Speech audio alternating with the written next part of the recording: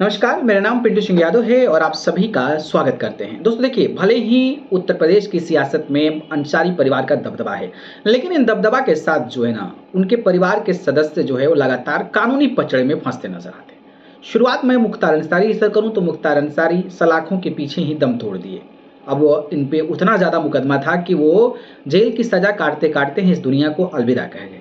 और उनके बेटे अब्बास अंसारी जब से राजनीति में घुसे हैं, जब से वो विधायक बने हैं, उसके बाद से वो लगातार जेल की सजा काट रहे थे। हालांकि कल वो जेल से बाहर आ गए, गैंगस्टर के मामले में जमानत मिलने के बाद वो जो है वो जेल से बाहर आ गए। इसके बाद अगर मैं बात करूं तो अफजाल अंसारी, तो अफजाल अंसारी भी लगातार जो है वो कहीं ना कहीं सियासी पचड़ों में सियासत में रहने की वजह से वो लगातार कानूनी पचड़े में फंसते नजर आते थे और उनकी कुर्सी तक चली गई थी, ये भी आपको पता होगा। वहीं अब्बास अंसारी के छोटे भाई उमर अंसारी भी लगातार कानूनी पचड़े में फंसते हैं, तो उनकी माँ जो मुख्तार अंसारी की पत्नी है वो भी लगातार अभी भी फरार चल रही हैं।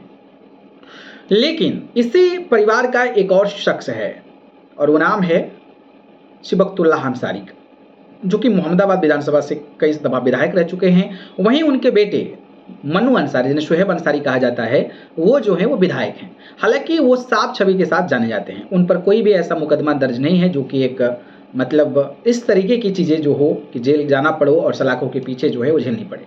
लेकिन जो मनु अंसारी है वो लगातार क्षेत्र की जनता के लिए काम करते नजर आ रहे हैं और यूपी सरकार में भी उनकी एक अहम भूमिका जो है वो निभाई जाती है।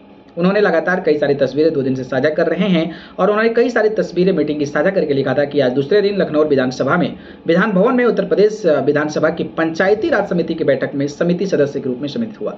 तो एक समिति सदस्य भी हैं पंचायती राज समिति में। ये अच्छी बात है कि अपोजिशन के लीडर को इतना बड़ा जिम्मेदारी मिला है और बड़ा बात यह है कि अंसारी परिवार का एक चिराग है, उसको जिम्मेदारी मिला है। ये अपने आप में बड़ी बात है और अपने काम को लेकर आप देखेंगे सोशल मीडिया प्लेटफॉर्म तो अपने काम को लेकर डेडिकेशन में रहते हैं।